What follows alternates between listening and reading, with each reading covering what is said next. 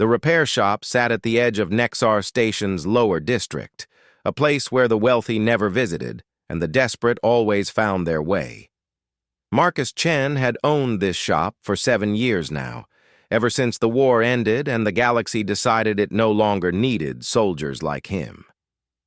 He didn't mind. The quiet life suited him just fine. The shop was small but clean. Tools hung on walls in perfect order. Broken machines filled shelves, waiting for his attention. Marcus had always been good with his hands. Back in his military days, he could repair anything from a fighter ship to a plasma rifle. Now he fixed kitchen appliances and children's toys. It was honest work, and it kept him away from trouble. The morning started like any other. Marcus was working on a malfunctioning cleaning drone when the door chimed. He looked up and saw something unexpected. A young Valorian girl stood in his doorway, clutching a small robot in her thin arms. She couldn't have been more than 8 years old in human years. Her blue skin was pale, and her large golden eyes were filled with tears. Behind her stood a Valorian woman, clearly her mother. The woman wore simple clothes, nothing fancy. Marcus could tell immediately that they weren't from the wealthy upper districts. The mother looked nervous, her eyes scanning the shop as if she expected to be turned away. "Can I help you?" Marcus asked, setting down his tools. The little girl stepped forward before her mother could speak. "Can you fix Sparky?" she asked, holding out the robot. "He stopped working yesterday and he won't wake up." Marcus looked at the toy robot. It was a cheap model, the kind sold in discount stores throughout the station. These robots were designed to be companions for children, able to walk, talk, and play simple games. They weren't built to last very long. Most people just threw them away when they broke and bought new ones. "Please," the mother said quietly. "I know it's just a toy, but we can't afford a new one right now. My daughter, Sparky, means everything to her." Marcus could see the shame in the woman's eyes. He understood that feeling well. After the war, he had known plenty of hard times himself. He reached out and took the little robot from the girl's hands. "Let me take a look," he said. He carried Sparky to his workbench and began examining it. The problem was obvious within minutes. The main power coupling had burned out and several internal circuits were damaged. In a cheap toy like this, such repairs would cost almost as much as buying a new one. Most repair shops would have told the family it wasn't worth fixing. But Marcus looked back at the little girl. She was watching him with such hope in her golden eyes. He thought about his own childhood, about the toys he had loved and lost. He thought about all the things the war had taken from him, and all the things he could never get back. "I can fix this," he said. "It'll take a few hours, but I can make Sparky good as new." The little girl's face lit up like a sunrise. "Really? You can save him?" "I promise," Marcus said. The mother stepped forward, reaching for her credit chip. "How much will it cost?" Marcus shook his head. "No charge. Consider it a gift." The woman's eyes went wide.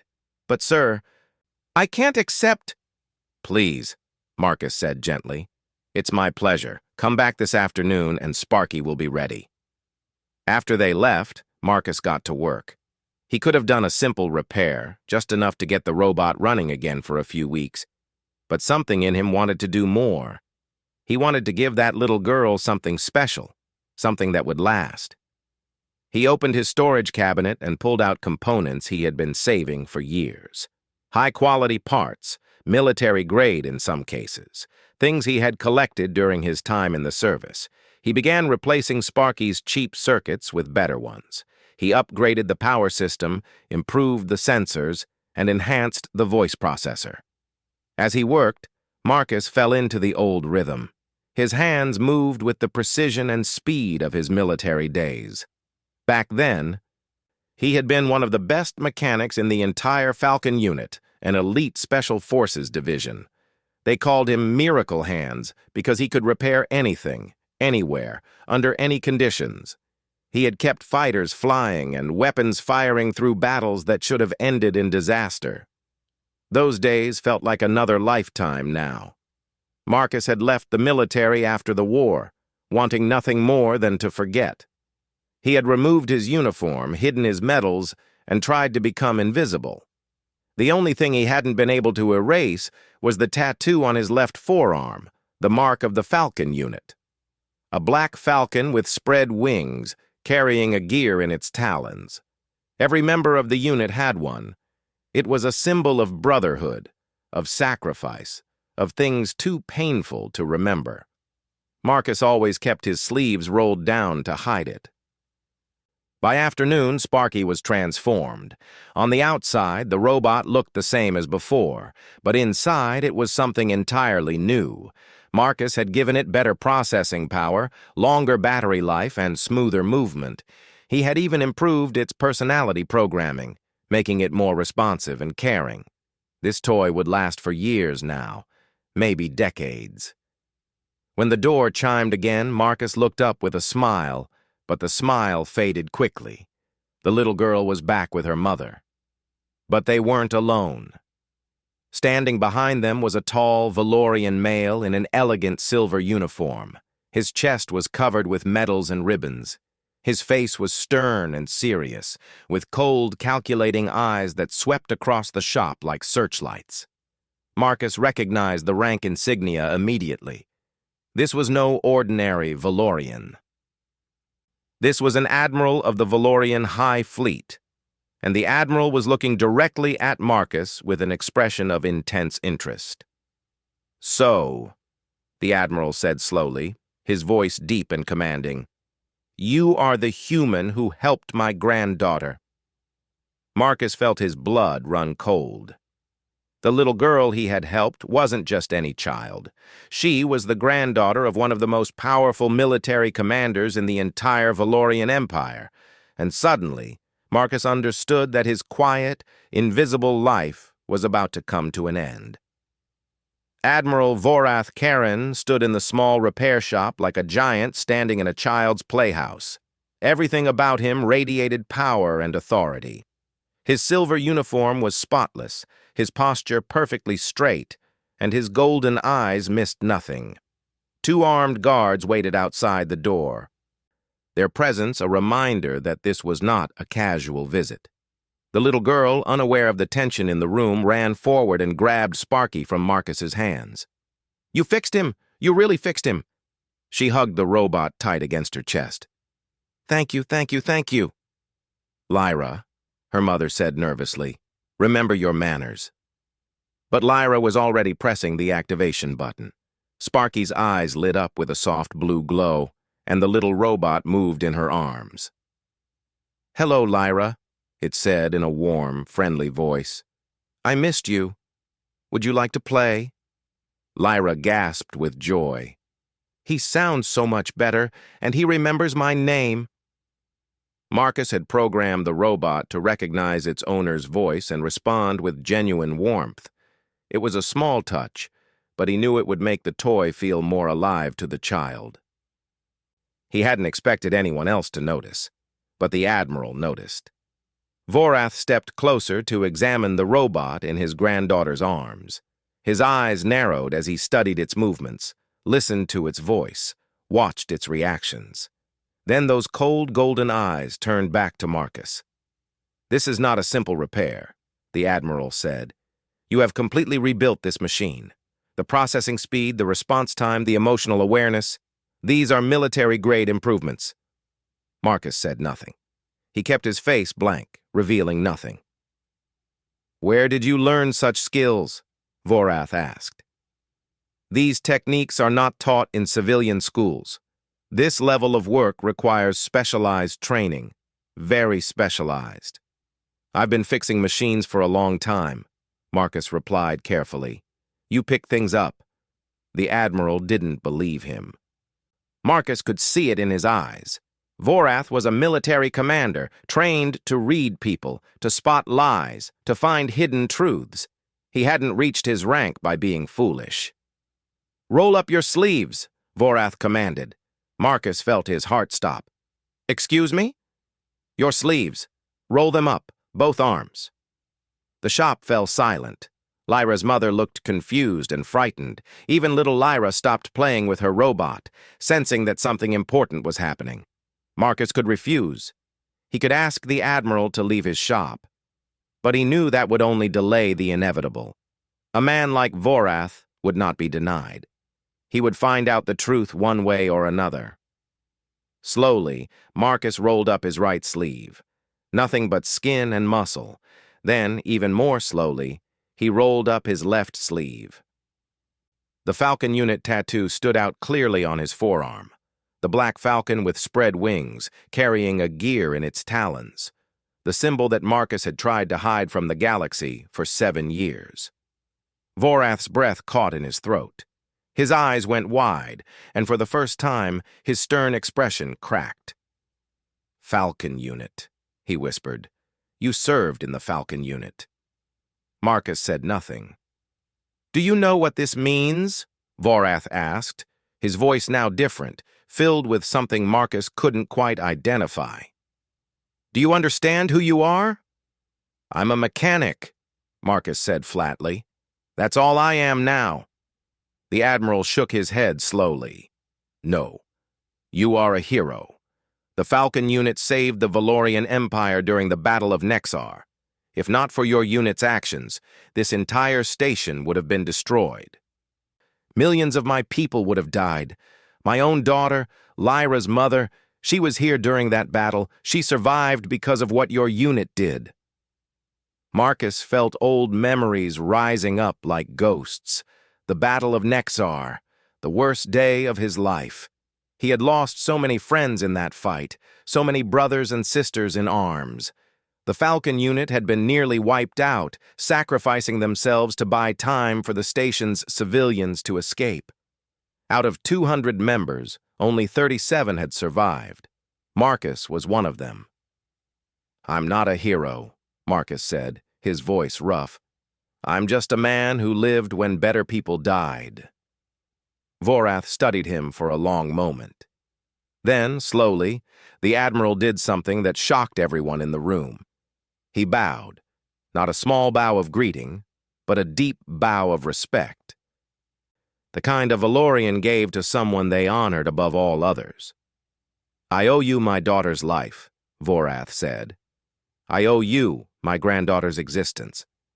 There is no way I can ever repay such a debt." Marcus didn't know what to say. He had spent 7 years trying to forget his past, trying to become invisible. Now his past had found him anyway, in the form of a broken toy robot and a little girl with golden eyes. Lyra stepped forward, still holding Sparky.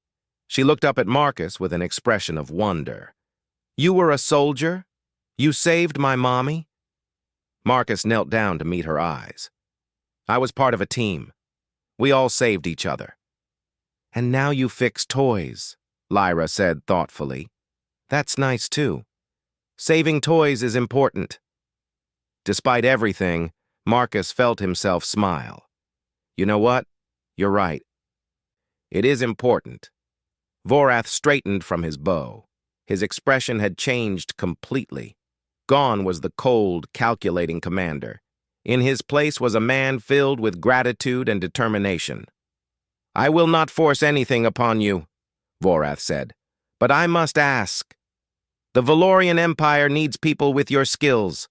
We face new threats, new dangers. Our engineers are good, but they lack your experience, your talent. Would you consider helping us? Not as a soldier, but as a teacher, an advisor?" Marcus stood up slowly. He had spent 7 years running from his past. He had hidden from the galaxy, from his memories, from himself. But hiding hadn't brought him peace. The nightmares still came. The guilt still weighed on his heart. Maybe it was time to try something different. "I don't know," Marcus said honestly. "I need to think about it." Vorath nodded respectfully. "Of course. Take all the time you need." He reached into his uniform and pulled out a small communication device. "When you decide, contact me. Whatever your answer, know that you will always have the gratitude of the Valorian people, and the gratitude of my family." He placed the device on Marcus's workbench. Then he turned to leave. "Grandfather," Lyra said suddenly, "can we come back and visit? I want to show Marcus how Sparky is doing. And maybe he can teach me about fixing things, too." Vorath looked at his granddaughter, then at Marcus. A rare smile crossed the Admiral's stern face. "If Marcus agrees, you may visit whenever you wish." Everyone looked at Marcus. He thought about his quiet shop, his invisible life, his lonely existence. He thought about the little girl with golden eyes and the toy robot he had rebuilt. He thought about all the things he had lost and all the things he might still find. "You can visit any time," Marcus said. "I'd like that." Lyra beamed. She ran forward and hugged Marcus around the waist, catching him completely by surprise. "Thank you for saving Sparky, and thank you for saving my mommy. You're the best human ever." As the family left the shop, Marcus stood alone among his tools and machines. He looked down at the communication device on his workbench, then at the Falcon unit tattoo on his arm. For the first time in 7 years, he didn't want to hide it. Maybe it was time to stop running. Maybe it was time to start building something new.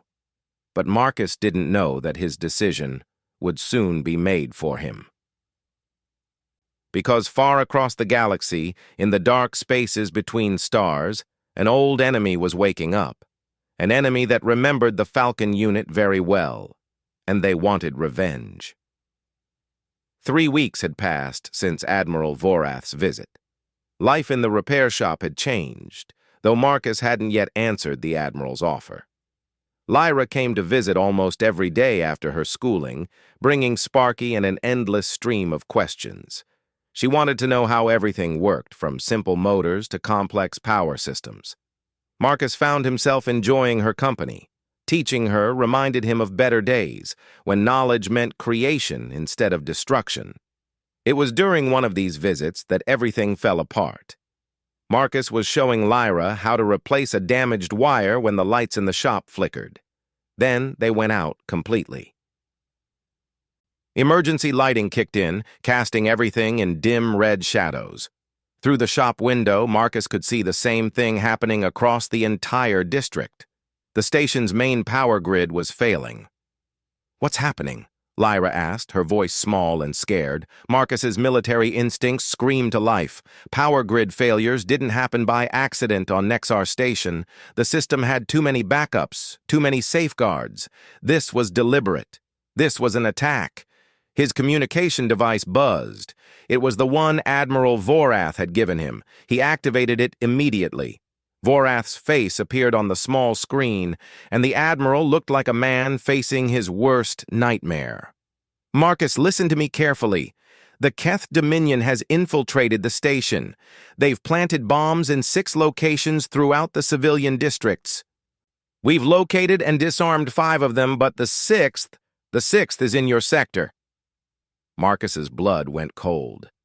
The Keth Dominion. He hadn't heard that name in 7 years, not since the Battle of Nexar. The Keth were the enemy that the Falcon unit had fought that day. They were the ones who had killed so many of his brothers and sisters, and apparently they had never forgotten. "Where's the bomb?" Marcus asked, his voice calm despite the fear coursing through him. "We don't know the exact location. Our scans show it somewhere within a 3-block radius of your shop. Marcus, if that bomb goes off, thousands will die.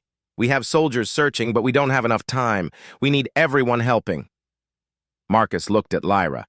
The little girl was watching him with her golden eyes, trusting him completely. "I'll find it," Marcus said. "Get your people to evacuate the area." "Marcus, there's something else. Intelligence reports suggest this isn't random. The Keth specifically placed this bomb near your shop. They know you survived the battle. They know who you are. This is personal." Marcus closed his eyes for a moment. Of course it was personal. The Keth never forgot an enemy. By surviving the Battle of Nexar, by helping to defeat them, he had earned their hatred forever. "How much time do we have?" he asked. 15 minutes, Maybe less. Marcus opened his eyes. 15 minutes to find a bomb hidden somewhere in 3 blocks of buildings, shops, and homes. Impossible odds.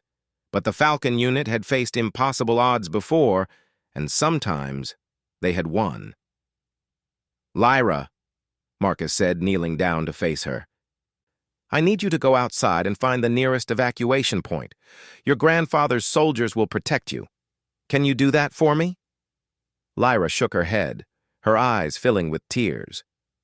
"I don't want to leave you." "You have to.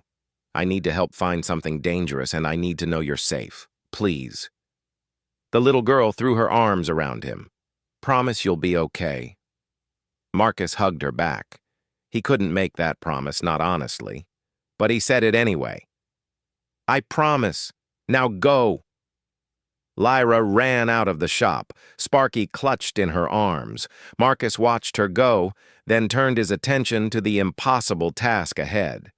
He thought about the Keth, about how they operated, about their tactics and psychology. They were creatures of hatred and vengeance, but they were also clever. They would hide the bomb somewhere symbolic, somewhere that meant something, somewhere that would hurt the most. Then Marcus understood. The bomb wasn't just placed near his shop randomly. It was placed here because this was where he had built his new life. The Keth wanted to destroy not just him, but everything he had tried to become. They wanted to erase his hope, his peace, his future, which meant the bomb was close, very close. Marcus tore through his shop, checking every corner, every shelf, every shadow. Nothing. He ran outside, scanning the buildings nearby. Still nothing. Time was running out. Then he saw it. Across the street was a small park where children played. It was empty now, everyone evacuating. But in the center of the park stood a statue, a memorial to the victims of the Battle of Nexar. Marcus had walked past that statue every day for 7 years. He had never really looked at it because looking at it hurt too much. But now he looked and he saw. The base of the statue had been disturbed. The metal panels were slightly misaligned, as if someone had opened them and not closed them properly. A perfect hiding spot. A bomb at the memorial to the battle's victims. The Keth's idea of poetry. Marcus sprinted across the street. He reached the statue and dropped to his knees, prying open the panels with his bare hands. There it was. A Keth explosive device, military grade, designed for maximum destruction. The timer showed less than 5 minutes remaining. He could run. He could get clear of the blast radius and save himself, but if this bomb went off, the damage would be catastrophic. Buildings would collapse. People who hadn't evacuated yet would die. Lyra might not be far enough away. No, running wasn't an option. Marcus pulled the bomb out carefully and examined it.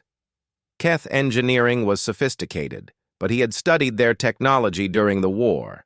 He had disabled devices like this before, though never with so little time. His hands moved on their own, guided by training and muscle memory. He identified the main power coupling, the trigger mechanism, the fail-safe circuits. The Keth had designed this bomb to resist tampering. Cutting the wrong wire would cause immediate detonation. 3 minutes. Sweat dripped down Marcus's face. His fingers found the primary circuit and traced its connections. There, the weak point. Every machine had one, a vulnerability that could be exploited. He just had to reach it without triggering the fail-safes. 2 minutes. He pulled a small tool from his pocket, the same tool he used to repair toys and appliances. With steady hands, he began to work. 1 minute. The fail-safe tried to activate. Marcus bypassed it. The trigger mechanism started to engage. Marcus disabled it. The bomb fought him every step of the way, but he was better. He was Miracle Hands. 30 seconds. Marcus found the core power junction and cut it clean. The timer stopped. The lights on the bomb faded and died. Silence. Marcus sat back on his heels, breathing hard. His whole body was shaking. He had done it. He had actually done it. "Marcus?" He turned to see Lyra running toward him, her mother and grandfather close behind. The little girl crashed into him, nearly knocking him over, wrapping her arms around his neck. "You promised you'd be okay," she cried. "You kept your promise." Admiral Voreth approached slowly, looking at the disabled bomb with something like awe. "You stopped it, alone, with no tools except— Is that a toy repair instrument?" Marcus looked at the small tool in his hand and laughed weakly. "It's not about the tools. It's about knowing how to use them." Vorath shook his head in amazement. "The galaxy needs people like you, Marcus Chen, not as soldiers, as protectors, as teachers, as builders of a better future." He paused. "Will you help us?" Marcus looked at Lyra, still clinging to him. He looked at her mother, crying with relief. He looked at the memorial statue, the names of the fallen carved into its surface. His friends, his family, the people who had given their lives so that others could live. He had spent 7 years hiding from his past. But his past had found him anyway, and maybe that was okay. Maybe it was time to honor the fallen, not by forgetting, but by building something worthy of their sacrifice. "Yeah," Marcus said quietly. "I'll help." Lyra pulled back and looked at him with shining eyes. "Does this mean you'll keep teaching me how to fix things?" Marcus smiled and ruffled her hair. "Every day if you want." "I want, and Sparky wants too." The little robot in her arms chirped in agreement. As emergency crews arrived to secure the area, as survivors emerged from shelters to learn that they were safe, Marcus stood among them feeling something he hadn't felt in years. Hope, connection, purpose. He was still a mechanic. He still fixed broken things. But now he understood that fixing things wasn't just about machines and toys. It was about people. It was about communities. It was about taking something damaged and making it whole again. The Keth had tried to destroy him. They had tried to erase his future, but they had failed. Because humans didn't break that easily. Humans rebuilt. Humans adapted. Humans found hope even in the darkest places. That was what made them special. That was what made them human. And sometimes it all started with a broken toy robot and a little girl with golden eyes who believed that saving toys was important too.